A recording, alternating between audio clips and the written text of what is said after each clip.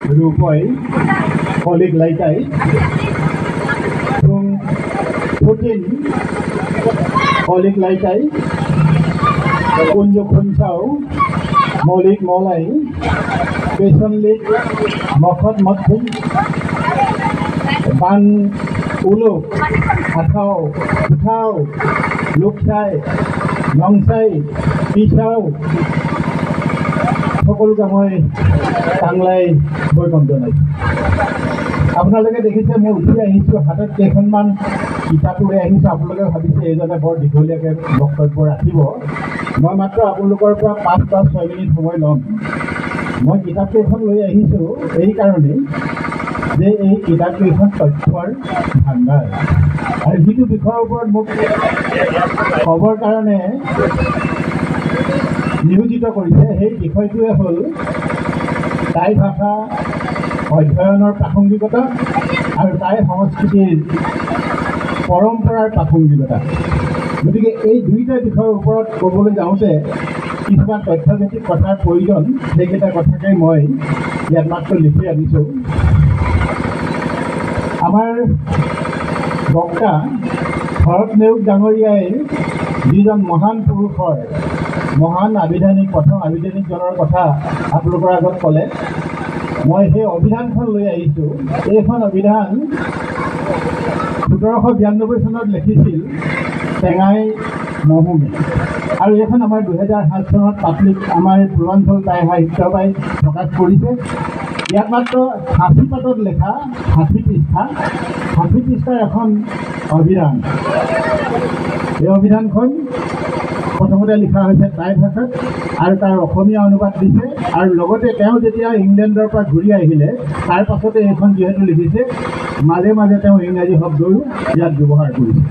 গতিকে এইখন তেখেতে আটাইখিনি কথা ক'লে, কিন্তু এইখনৰ বিষয়ে আটাইতকৈ ডাঙৰ কথাটো হ'ল এইখন উদ্ধাৰ নহ'লহেঁতেন যদিহে অষ্ট্ৰেলিয়াৰ লাটভ ইউনিভাৰ্চিটিৰ ডক্টৰ ষ্টিফেন মুৰে অসমলৈ নাহিলহেঁতেন।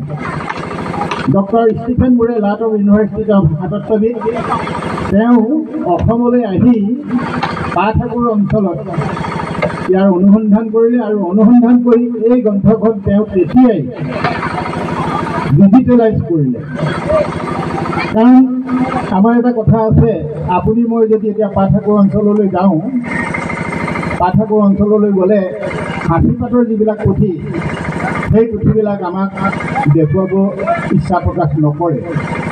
প্ৰায় 20,000 টাই ভাষাৰ পুথি আছে পাঠাকুৰ অঞ্চলত, আপোনালোকে সেইটো জানে।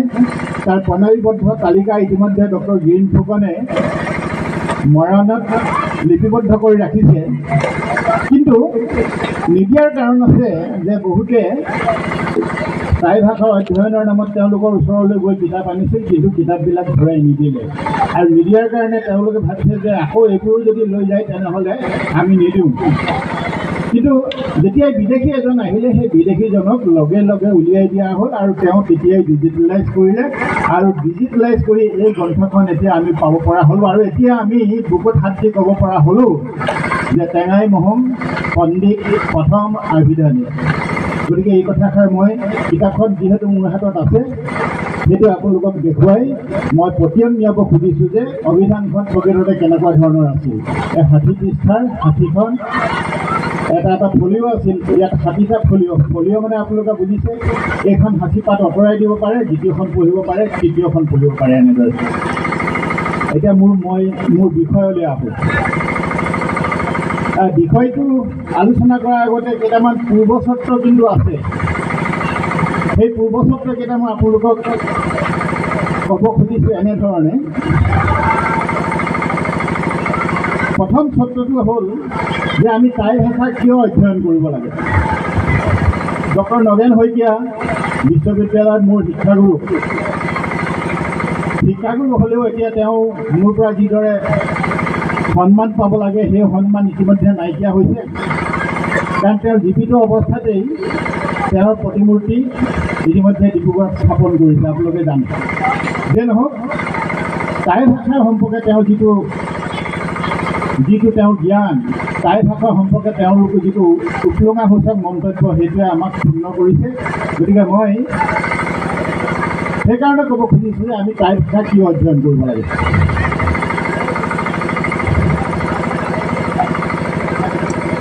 আমাৰ অধ্যয়ন হৈছে, টাই ভাষা অধ্যয়ন নোহোৱাকৈ থকা নাই। কাৰণ আমি এতিয়া দেখিছোঁ যে আমাৰ হাতৰ মুঠিলৈ আহিছে, আমি হাতৰ মুঠিৰ মোবাইলৰ জৰিয়তে আমি টাই ভাষা অধ্যয়ন কৰিব পাৰোঁ, অনলাইন ক্লাছ আমি কৰিব পাৰোঁ। আমাৰ কিছু উত্তৰণ হৈছে, এইটো আমাৰ বাবে বৰ সুখবৰ। কিন্তু তাতেও কিছুমান কথা আছে, সেই কথাকেইটা মই এনেধৰণে টুকি আনিছোঁ, আপোনালোকে শুনি ভাল পাব। যে প্ৰথম কথাটো হ'ল যে আমি অতীতক জানিবলৈ টাই ভাষা অধ্যয়ন কৰোঁ নেকি, সেইটো প্ৰথম প্ৰশ্ন। হয়, আমি অতীতক জানিবলৈ টাই ভাষা অধ্যয়ন কৰোঁ, কিন্তু আমি লগতে এইটোও অধ্যয়ন কৰোঁ, যে টাই ভাষা সেই সময়ত টাই ভাষাত যিবিলাক ভুল আছিল, সেই ভুলবিলাকো আমি শুধৰাবৰ কাৰণে আমি কৰোঁ। তাৰ ভিতৰত এটা ডাঙৰ সাম্প্ৰতিক সময়ত আটাইতকৈ ডাঙৰ ভুল হ'ল, আপোনালোকে জানে, আমাৰ মূৰৰ ওপৰতে কঁঠাল ভাঙে, আপোনালোকে সেইটো কথাও জানে। আৰু আমাৰ টাই জনগোষ্ঠীয় আহোম যিসকল লোক, সেইসকল অতি সোনকালে কমি যায়। কমি যোৱাৰ কেইবাটাও উপকৰণ আছে, উপঢৌকন আছে। কি কি সেইটো মই বিশ্লেষণ নকৰোঁ, আপোনালোকে জানিব। কাৰণ হুলুঙাপাৰত লাচিত বৰফুকনৰ মৈদাম আৰু লাচিত বৰফুকনৰ প্ৰতিমূৰ্তি উন্মোচন কৰিলে, আৰু সেই উন্মোচনৰ সময়ত লাচিত বৰফুকনক যে চুৰিয়ে পিন্ধাই দিলে, সেইটো অনুমোদন দিয়া মানুহকেইজন আমাৰ কিজনেই, মনত ৰাখিব। ডক্টৰ যোগেন ফুকন, গুৱাহাটী বিশ্ববিদ্যালয়ৰ বুৰঞ্জী বিভাগৰ বিষাৰদ অধ্যাপক, সেইজনে অনুমোদন জনালে। লগতে সংগীতা গগৈ অনুমোদন জনালে যে চুৰিয়া পিন্ধিও লাচিত বৰফুকনে যুদ্ধলৈ গৈছিল। মই এইকাৰণে এই কথাষাৰ উল্লেখ কৰিছোঁ যে লাচিত আমাৰ টাই ভাষা অধ্যয়ন কৰি আমি বহু সময়ত আমাৰ সেই আগৰ ভুলবোৰ আমি শুধৰণি কৰিবলৈ আমি চেষ্টা কৰা নাই। অতীতৰ দুখ দুৰ্বলতা, দুখ ত্ৰুটি ফঁহিয়াই চাবলৈ বুৰঞ্জী চৰ্চা আৰু গৱেষণাৰ আমাৰ প্ৰয়োজন আছে। সেইটো এটা চক্ৰ, সেইটো কাৰণে আমি টাই ভাষা অধ্যয়ন কৰোঁ। এতিয়া আমাৰ কলিগ লাইটাৰ প্ৰধান সম্পাদক, তেখেতে কলিগ লাইটাৰ উদ্দেশ্য সম্পৰ্কত এষাৰ কথা কৈছিল যে আমি টাই ভাষাত আমাৰ ল'ৰা ছোৱালীৰ নাম ৰাখিব লাগে। মই 45 বছৰ আগতেই এই কথাষাৰ কৈছিলোঁ, আৰু কথাষাৰ কৈ আমি নিজৰ জীৱনতে সেই কথাখিনি কটাইছোঁ। আমাৰ নিজৰ ল'ৰা ছোৱালীৰ নাম আজি 45 বছৰ আগতে আমি টাই ভাষাত ক'লোঁ। তেতিয়া আমাক এটিকেন কৰিছিল, তেতিয়া আমাক হাঁহিছিল যে তুমি উভতি গৈছা। মই তেতিয়া কৈছিলোঁ যে উভতি যোৱা মানে, উভতি চাইছোঁ মই, উভতি চোৱা মানে উভতি যোৱা নুবুজায়। মই উভতি যাব খোজা নাই, কিন্তু উভতি চাইছোঁ, আৰু উভতি চাই মই টাই ভাষাত আমাৰ নিজৰ ল'ৰা ছোৱালীৰ নামবিলাক ৰাখিছিলোঁ। তাৰপাছত আৰু এটা ডাঙৰ আমাৰ হীনমান্যতা হ'ল যে যেতিয়া আমি ইংৰাজী ভাষাত আমি শিক্ষা দীক্ষা ল'লোঁ, তেতিয়াই আমি এটা হীনমান্যতাত ভুগিলোঁ। সেই হীনমান্যতাটো হ'ল যে এতিয়া আমি আৰু আমাৰ নিজৰ পৰম্পৰা, নিজৰ ধৰ্ম আৰু নিজৰ ভাষা ৰক্ষা কৰি একো লাভ নাই, যিহেতু আমি ইংৰাজী শিকি ইতিমধ্যে বহুত আগবাঢ়ি গ'লোঁ। সেই যিটো আমাৰ বৰ আটাইতকৈ বেছি অনিষ্ট কৰা যিটো ধাৰণা, সেই ধাৰণাটো নাইকিয়া কৰিব লাগিব। তেতিয়াহে আমি টাই ভাষাৰ অধ্যয়নৰ প্ৰাসংগিকতা, টাই ভাষা অধ্যয়ন কিয় প্ৰয়োজন সেইটো ক'ব পাৰিম।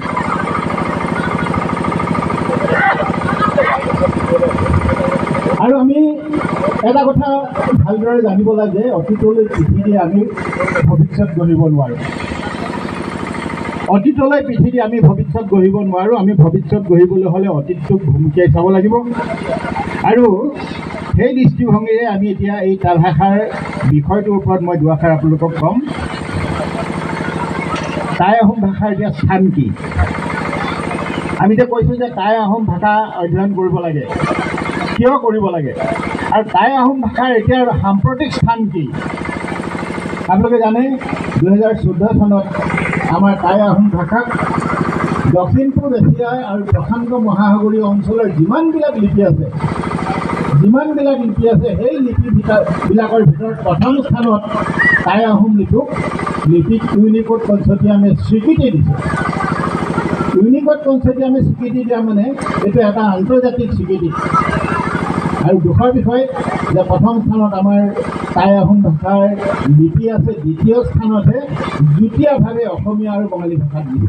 আপোনালোকে ইউনিকোড কনচৰ্টিয়ামৰ যিখন তালিকা সেই তালিকাখন চালে আপোনালোকে গম পাব। গতিকে অসমীয়া ভাষাই যিটো কৰিব পৰা নাই, বঙালী ভাষাই যিটো স্থান অধিকাৰ কৰিব পৰা নাই, সেই স্থানটো তাইৰ ভাষাক দিয়া হৈছে, তাইৰ লিপিক দিয়া হৈছে। ইয়াৰ পাছতো যদি আমি বহি থাকোঁ, টাই ভাষা অধ্যয়নৰ বোলে কোনো প্ৰাসংগিকতা নাই, তেনেহ'লে আমি নিজৰ কোঠাৰ নিজৰ ভৰিত মৰা হ'ব। লগতে প্ৰাসংগিকভাৱে এটা কথা ক'ব খুজিছোঁ, বৰ দুখৰ কথা, কাৰণ সেই বিভাগত মই চাকৰি কৰিছিলোঁ। প্ৰয়াত হিতেশ্বৰ শইকীয়াৰ দিনত আমাৰ 200টা টাই ভাষাৰ শিক্ষকৰ পদ অনুমোদন জনাইছিল আৰু সেইমতে 200জন শিক্ষকক টাই ভাষাত অধ্যয়নৰ কাৰণে শিক্ষাদানৰ কাৰণে নিযুক্তিও দিছিল। মই যিহেতু জিলা প্ৰাথমিক শিক্ষা বিষয়া হিচাপে আছিলোঁ, মই দেখিলোঁ লখিমপুৰ জিলাত মাত্ৰ নাৰায়ণপুৰ অঞ্চলত প্ৰায় 25খনমান বিদ্যালয়ত শিক্ষকসকলে শিক্ষাদান দি আছে টাই ভাষাত। বাকী আমাৰ এইফালৰ গোটেইবিলাক সেই শিক্ষকবিলাকে কি কৰিলে, তেওঁলোকৰ প্ৰকৃততে তেওঁলোক ডিপ্ল'মা হোল্ডাৰ আছিল নে নাই নাজানো, তেওঁলোকে টাই ভাষা জানিছিল নে নাই নাজানো, কেনেধৰণে তেওঁলোকে নিযুক্তি পালে নাজানো, পাছত তেওঁলোকে সাধাৰণ শিক্ষক হিচাপে মানে স্থানান্তৰিত হ'ল। গতিকে মই ক'ব খুজিছোঁ যে আমাক দিছিল, কিন্তু আমি ৰাখিব পৰা নাই। আমি আত্মসমালোচনা কৰিব লাগে জ্ঞাতিবৰ্গ, যে আমি পায়ো হেৰুৱাইছোঁ। হিতেশ্বৰ শইকীয়া সেই সময়ত গণশত্ৰু আছিল। হিতেশ্বৰ শইকীয়াই যেনিয়ে যায় তেনিয়ে তেওঁক খেদা দিছিল, তেওঁক গণশত্ৰু বুলি এটা চাপ মাৰি দিছিল। সেই গণশত্ৰুৱে কিন্তু টাই আহোমৰ কাৰণে 200টা প্ৰাথমিক বিদ্যালয়ৰ শিক্ষকৰ পদ মঞ্জুৰি দিছিল আৰু তাত নিযুক্তিও দিছিল। সেই নিযুক্তিমতে আমাৰ যিসকলে শিক্ষকৰ পদটো ল'লে, সেইসকলে যদি সুন্দৰভাৱে টাই ভাষা শিক্ষা দিলেহেঁতেন, তেনেহ'লে আজি এইটো অৱস্থা নহয়, আমাৰ হাহাকাৰ অৱস্থা নহয়। গতিকে আমি বহু সময়ত আমি নিজেই নিজৰ বাবে মানে জগৰীয়া। আমাৰ বিদেশৰ টাই লেখকসকলৰ লগত আমাৰ যোগাযোগ কৰাৰ এটা সুযোগ ঘটিছে। তেওঁলোকে কৈছে যে তোমালোকে বহু দেৰিকৈ সাৰ পালা, কাৰণ দেৰিকৈ সাৰ পোৱা মানে এইটো বুজাইছে যে তোমালোকৰ সকলো আছে, কিন্তু আমাৰ একোৱে নাই। অথচ আমি টাই ভাষা, টাই পৰম্পৰা সম্পৰ্কে আমি সজাগ আছিলোঁ, কিন্তু তোমালোকৰ সকলো আছে, অগাধ সম্পত্তি আছে। তোমালোকৰ বুৰঞ্জী আছে, তোমালোকৰ হাঁচিপতীয়া পুথি আছে, তোমালোকৰ কৃষ্টি সংস্কৃতি আটাইবিলাক আছে, কিন্তু তোমালোকৰ এক্সপ'জাৰ নাই, তোমালোকে জনাব খোজা নাই। গতিকে বাহিৰৰ যেতিয়া লোকসকল আহি আমাৰ লগত যোগাযোগ কৰিলে, তেতিয়াহে আমি আমাৰ এই টাই ভাষা অধ্যয়নৰ প্ৰতি আমাৰ অকণমান চিন্তা চৰ্চা আৰম্ভ হৈছে। টেঙাই মহং যিজনৰ কথা কৈছে, 50খন নে 37খন তেওঁ গ্ৰন্থ লিখিছিল, গ্ৰন্থখিনিৰ নাম আছে। কিন্তু কেইখনমান গ্ৰন্থ লিখিছিল যে বৰষুণ, আকাশৰ ডাৱৰ আঁতৰাব পৰা, বৰষুণ নহ'লে বৰষুণ দিব পৰা গ্ৰন্থ তেওঁ ৰচনা কৰিছিল। এই কথাষাৰ মই এইকাৰণেই মানি লৈছোঁ যে 2008 চনত আপোনালোকে জানে চীন দেশত অলিম্পিক আৰম্ভ হৈছিল। আজিলৈকে এনেকুৱা অলিম্পিক বিশ্বৰ কোনো এখন দেশে পাতিব পৰা নাই। 2008 চনৰ 8 ছেপ্টেম্বৰ নে 8 অক্টোবৰ 8:08:08 তেওঁলোকে অলিম্পিক আৰম্ভ কৰিছিল। চীনসকলে 8 সংখ্যাটোক তেওঁলোকে বৰ ভাগ্যৱান বুলি জ্ঞান কৰে। গতিকে তেওঁলোকে কি কৰিছিল, আপোনালোকে বাতৰি কাকত পঢ়িছিল, সেই সময়ত ডাৱৰীয়া আছিল। তেওঁলোকে ডাৱৰ ঠেলি চীনৰ আকাশ ফৰকাল কৰিছিল। টেঙাই মহঙে 1792 চনতেই সেই পুথিখন লিখিছিল। জাতিবৰ্গ আপোনালোকে মনত ৰাখক যে আমাৰ চিন্তা চৰ্চা, আমাৰ উপৰিপুৰুষৰ চিন্তা চৰ্চা কিমান উন্নত আছিল, আমি পাহৰি গৰ্ভত তেওঁলোকক এৰি পেলাইছোঁ। এতিয়াও চীনদেশৰ প্ৰায় 7% চীনদেশৰ এতিয়াও 7% টাই মানুহে টাই ভাষা কয়, সেইটো বাৰু পাছৰ কথা। তাৰ পাছত আমাৰ বাকী চাউথ ইষ্ট এছিয়াৰ যিকেইখন দেশ আছে, সেই দেশকেইখন আমাৰ টাই অধ্যুষিত দেশ। থাইলেণ্ডত টাই ভাষাটো ৰাজ্যিক ভাষা, মানে দেশৰ তেওঁলোকৰ প্ৰথম ভাষা। লাওছৰ এটা অংশত টাই ভাষাটো নিজৰ ভাষা হিচাপে আছে, কিন্তু বাকীবিলাকত আমাৰ এতিয়া অসমত যিদৰে আমি টাই ভাষা জড়িত হৈ শিকি আছোঁ, তেনেদৰে বাকীবিলাক অঞ্চলতো তেনেকুৱা এটা অৱস্থালৈ গ'ল। গতিকে তেওঁলোকে উত্তৰণৰ কাৰণে চেষ্টা কৰিছে, তেওঁলোকে সংশোধন ঘটাইছে, তেওঁলোকে উত্তৰণ কৰিছে আৰু লগে লগে টাই ভাষাৰ অধ্যয়নৰ ব্যাপকৰ পৰা ব্যাপকতৰ কৰি তুলিছে। চমুকে মই এইকেইটা কথা ক'লোঁ। লগতে এতিয়া আমি কি কৰি আছোঁ সেই সম্পৰ্কে আপোনালোকে দায় দোষ নধৰিব, মই সেইখিনি কথা ক'ব খুজিছোঁ। আমি বহু সময়ত আমি সিংহৰ সাহসটোকে আটাইতকৈ ডাঙৰ সাহস বুলি ভাবোঁ। জাতিবৰ্গ, সিংহৰ গৰ্জন কিন্তু সাহসৰ প্ৰতীক নহয়। সিংহৰ গৰ্জন সাহসৰ প্ৰতীক বহু সময়ত নহয়। গুৰি পৰুৱাৰ যিটো সাহস, সেই সাহসটোহে আমি বাদ দিব লাগিব। কাৰণ গুৰি পৰুৱাই কালৈ নাচাই নিৰবিচ্ছিন্নভাৱে তেওঁলোকৰ যি কৰ্ম, তাহাঁতৰ যি কৰ্ম, সেই কৰ্ম কৰি থাকে। গতিকে আমি টাই জনগোষ্ঠীৰ লোকসকলে এতিয়া আমাৰ ভাষা, সংস্কৃতি, কৃষ্টি উদ্ধাৰ হৈছে। ইতিমধ্যে মই ধৰি লৈছোঁ, ইতিমধ্যে উদ্ধাৰ হৈছে, আমি বহুখিনি আগবাঢ়ি গৈছোঁ। কিন্তু আমি এই পৰম্পৰা যাতে আৰু দুগুণে আমি আগুৱাই নিব পাৰোঁ, তাৰ কাৰণে আমি প্ৰতিজন সচেষ্ট হ'ব লাগিব। আৰু গুৰি পৰুৱাৰ দৰে প্ৰত্যেকেই কিছুমান পণ গ্ৰহণ কৰিব লাগিব। সেই পণটো হ'ল যে আমি কেৱল আমি আস্ফালন কৰি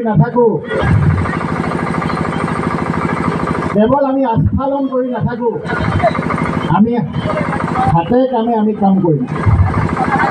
আস্ফালন শব্দটো অলপ বেয়া শব্দ।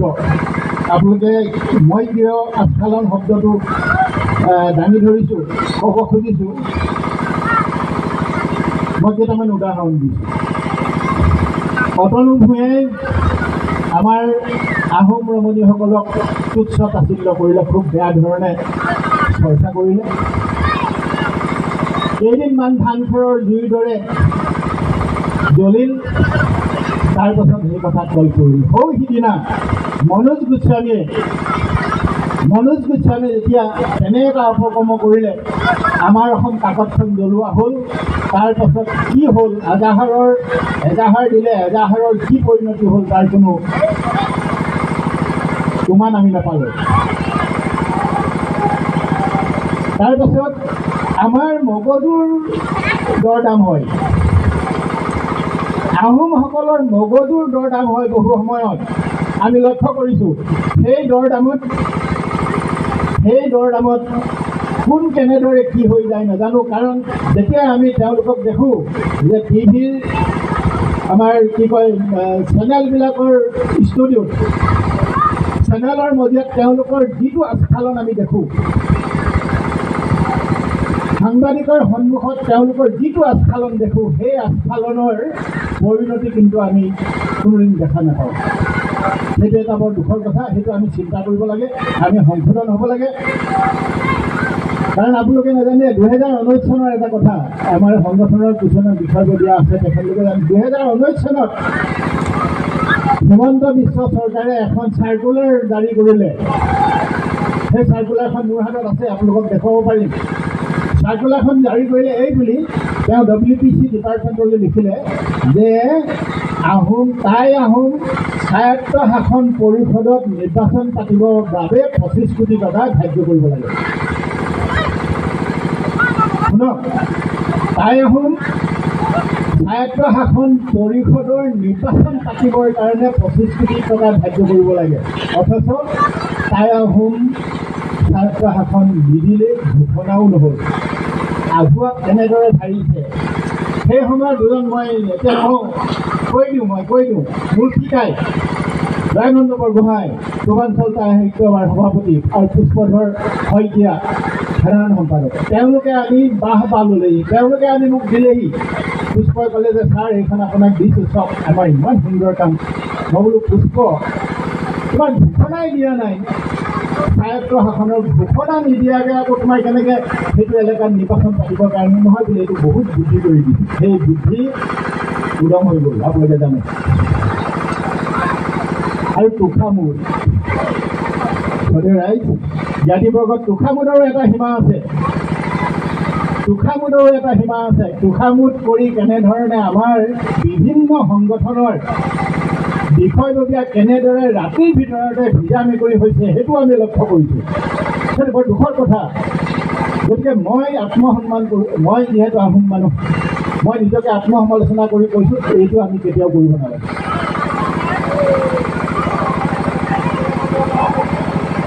আৰু এটা ডাঙৰ কথা, শাসকীয় পক্ষত থাকি আমি দেখিছোঁ, শাসকীয় পক্ষত থাকি বাকী আটাইবিলাক জনগোষ্ঠীৰ লোকে আটাইখিনি নিজৰ জনগোষ্ঠীৰ কাৰণে আদায় কৰি লয়।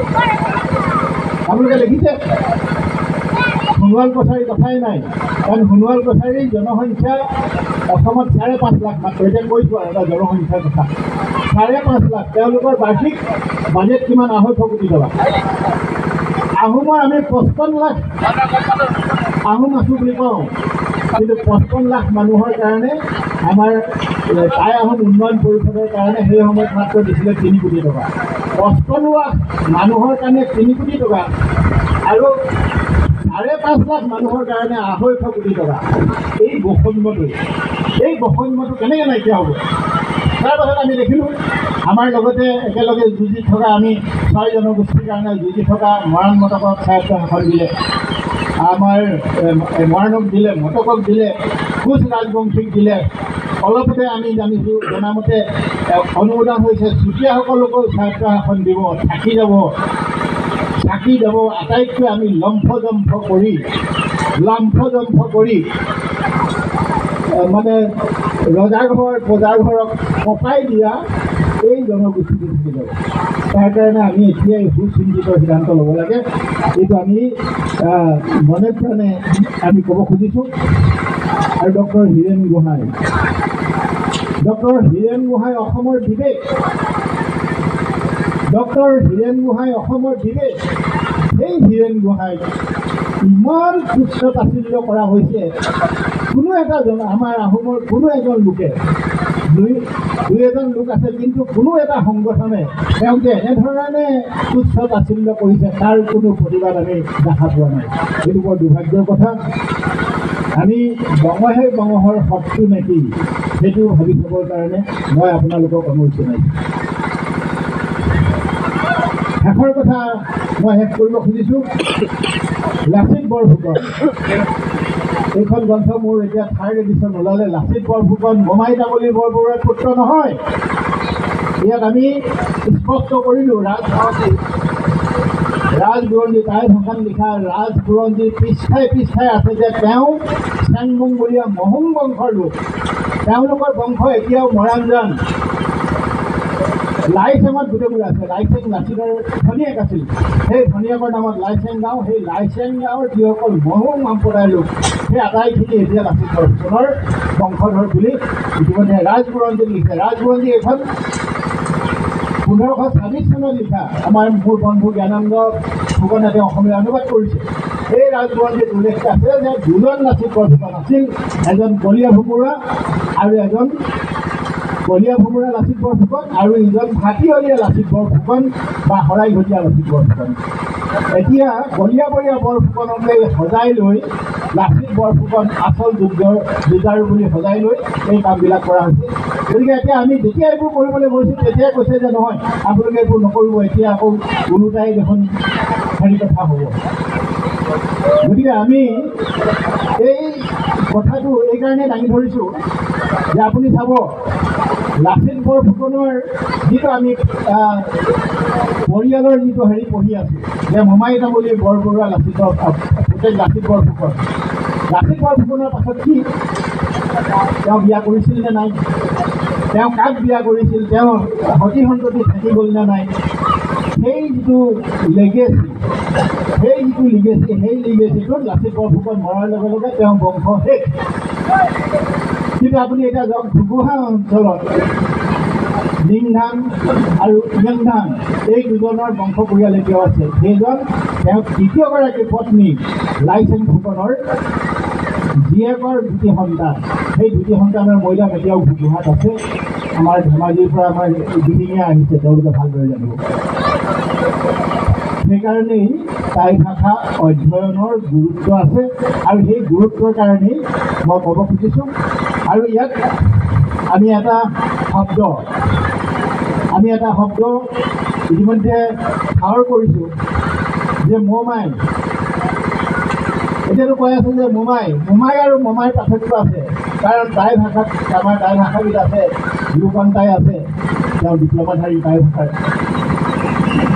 আমাৰ টাই ভাষাত এটা শব্দ এটা বৰ্ণ বা দুটা বৰ্ণৰেহে এটা শব্দ লিখিব পাৰি, তিনিটা বৰ্ণৰে এটা শব্দ আমাৰ লিখিব নোৱাৰে। টাই ভাষাৰ সেইটোৱে বিষয়স্ত, এটা শব্দত এটা বা দুটা বৰ্ণ থাকিব। সেইকাৰণে আমি চুকাফা লিখোঁতে চু দেশ কাফা, চু মানে বাঘ, কা মানে অহা, খা মানে সৰগৰ পৰা অহা বাঘ, লা দেশিত, লা পুত্ৰ, চিত মানে সপ্তম।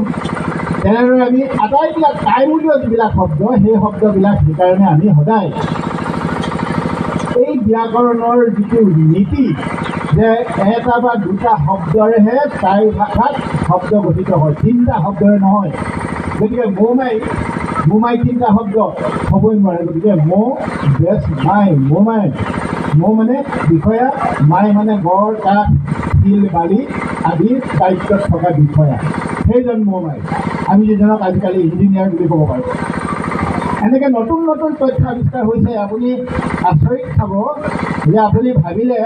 খাব যে এতিয়া আমাৰ বুৰঞ্জীখন আমি নতুনকৈ লিখিব লাগিব, কাৰণ আমি তেওঁলোকক দোষাৰোপ নকৰোঁ। ডক্টৰ সূৰ্য কুমাৰ ভূঞাকো আমি দোষাৰোপ নকৰোঁ বা হেৰম্ব কুমাৰ বৰপূজাৰীকো আমি দোষাৰোপ নকৰোঁ। এইকাৰণে নকৰোঁ তেওঁলোকে টাই ভাষা নাজানিছিল। টাই ভাষা নজনাৰ কাৰণে তেওঁলোকে অনুমানৰ ওপৰত ভিত্তি কৰি তেওঁলোকে বুৰঞ্জীবোৰ লিখিছিল। দি আহোম চাবলৈকে পঢ়িছেনে? অৰূপ কুমাৰ দত্তই যে লিখিছে দি আহোম, সেইখনো তেওঁ কৈছে যে এইখন মোৰ ইমাজিনৰ ওপৰত মই লিখা এখন গ্ৰন্থ। কিন্তু এতিয়া সেই দি আহোম গ্ৰন্থখনকে অসম চৰকাৰে কি কৰিছে, মানে বিশ্বৰ বিভিন্ন ভাষালৈ অনুবাদ কৰিবৰ কাৰণে ইতিমধ্যে তেওঁক অনুদান দিছে। তাতকৈ আৰু দুখৰ কথা আছে নেকি আপোনালোকে ভাবিছে? আৰু আমাৰ বৰ ভাল মানুহে আহি সেইদিনা সাৰ পাই কৈ দিলে যে এইখন আপোনালোকে পঢ়িবচোন।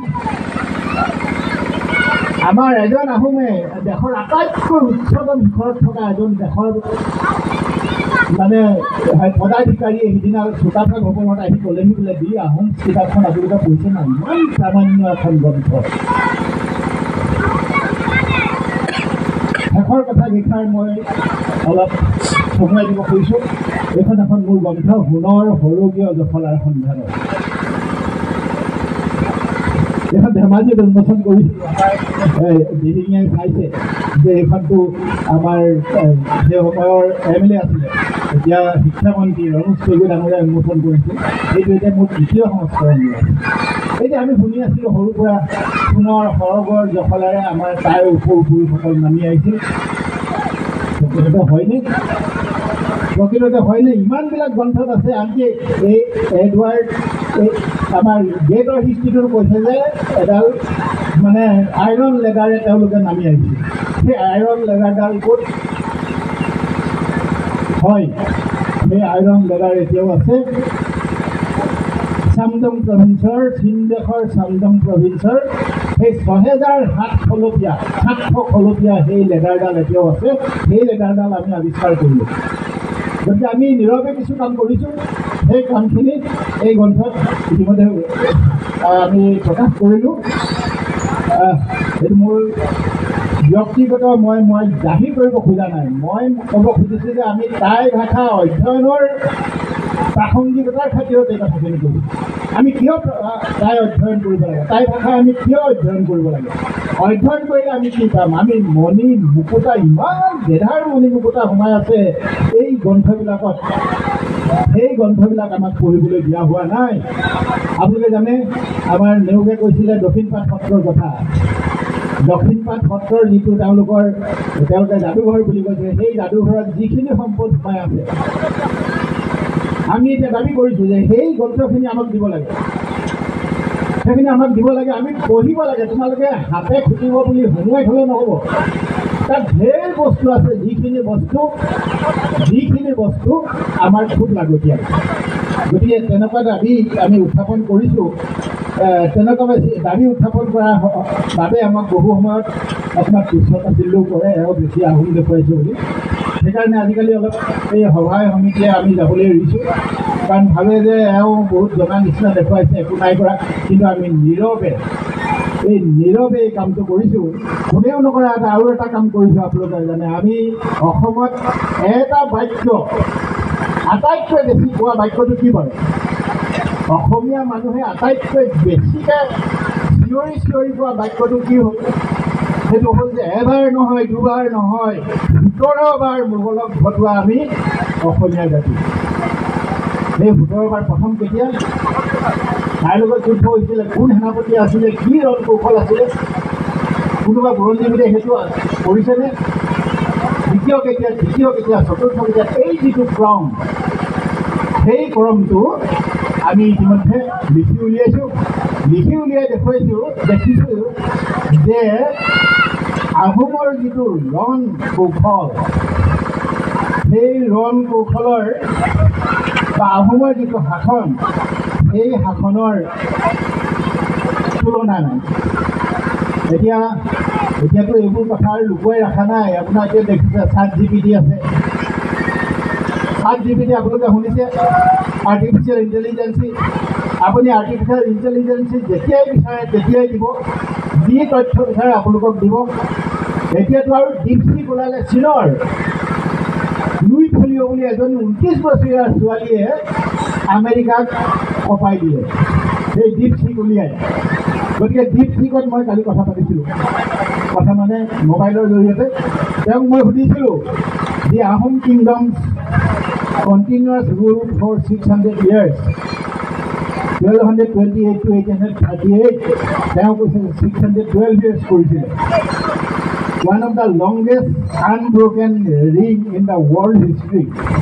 Several key factors contributed to the extraordinary. মই তেতিয়া সুধিলোঁ যে কি কাৰণে 610 বছৰ ৰাজত্ব কৰিব পাৰিছিলে?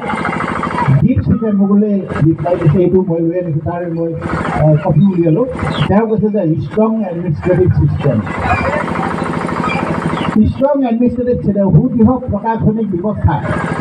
তাত তেওঁ এষাৰ কথা কৈছে যে the Paik system ensure a stable and self sufficient economy with a well organised man power distribution. মনত ৰাখক, তেওঁলোকে আহোঁতে মাত্ৰ দুটা বস্তু লৈ আহিছিলে। ইবোৰ আৰু আছিলে হাতৰ হেংদাং আৰু কান্ধৰ নাঙল। হাতৰ হেংদাং আৰু কান্ধৰ নাঙল লৈ তেওঁলোকে পূবৰ পৰা পশ্চিমলৈ আহিছিল, মাউলুঙৰ পৰা আহি আমাৰ মুংডুং চোনখাম পাইছিল।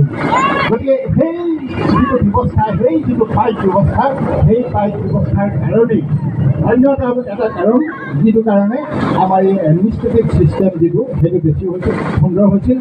আৰু এটা কৈছে যে পাইক ছিষ্টেমটোক কৈছে যে well structure military administration kept in the kingdom secure from the external invasion. পাইকৰ বিষয়ে জানে আপোনালোকে, 4জনে লাগি এটা গোট, 4জন মানুহৰ লাগি এটা গোট। তাৰ যি দুজন উঠাম, যি দুজন সুস্থ হ'ব, যি দুজন শক্তিশালী, যেতিয়াই প্ৰয়োজন হ'ব তেতিয়াই তেওঁলোকে যুদ্ধলৈ যাব লাগিব। অন্য সময়ত তেওঁলোকে কৃষি কৰ্মত ৰত হৈ থাকিব লাগিব। দেশৰ যেতিয়া আভ্যন্তৰীণ সমস্যা হ'ব, দেশৰ যেতিয়া বহিঃশত্ৰুৱে আক্ৰমণ কৰিব, সেই পাৰ্কৰ দুজনে গৈ যুদ্ধত অৱতীৰ্ণ হ'ব লাগিব। আৰু যুদ্ধত অৱতীৰ্ণ হৈ কি কৰিলে, কি দেখুৱালে, আমি এই 17বাৰ মোগল অসম আক্ৰমণৰ পৰিণতিতে দেখিছোঁ। আৰু এটা কৈছে তেওঁলোকে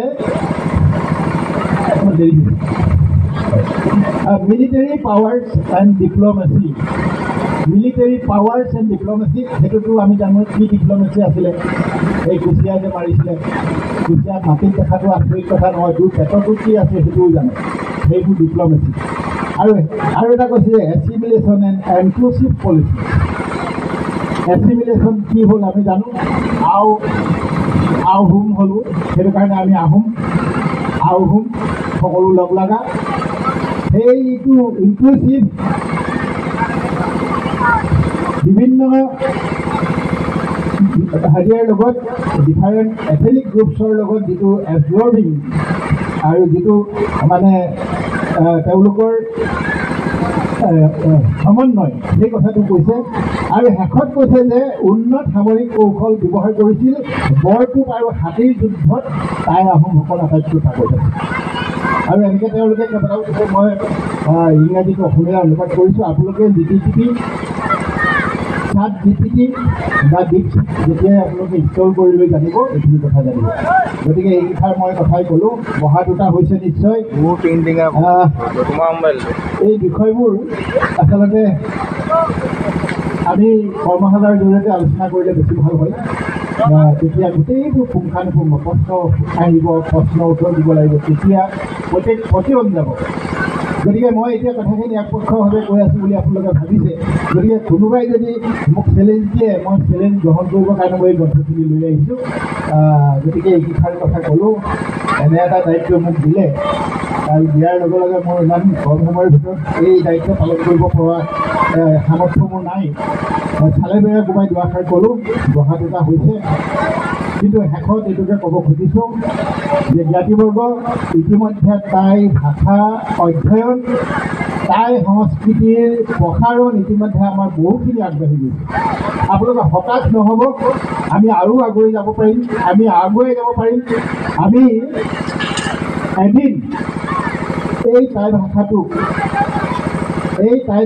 আমি বিশ্ব দৰবাৰটো ইতিমধ্যে ইংৰাজসকলে কৰি দিলে। ডক্টৰ ষ্টিফেন মুৰে, বাৰ্জিয়েল, তেওঁলোকৰ যত্নত ইতিমধ্যে ইউনিকোডত সোমোৱাৰ পাছত এতিয়া আমি ৰৈ থকাৰ কোনো যুক্তি নাই। মই মাত্ৰ এটাই অনুৰোধ জনাইছোঁ যে আমি সকলোৰে সমিল মিলেৰে, আমাৰ ঢেৰ সংগঠন হৈছে, সংগঠনবিলাকে প্ৰকৃততে টাই ভাষাৰ উত্তৰণ, টাই ভাষাৰ সংস্কৃতি উত্তৰণৰ কাৰণে একত্ৰে কাম কৰিব লাগে। সেইটোৱে মোৰ অনুৰোধ। আৰু সেইটো অনুৰোধ জনাই এটাই সংস্কৃত দুটা শব্দ ব্যৱহাৰ কৰিছোঁ যে জ্ঞাতিবৰ্গ, চৰৈৱতী। আগবাঢ়ি গৈ থাকক। ধন্যবাদ।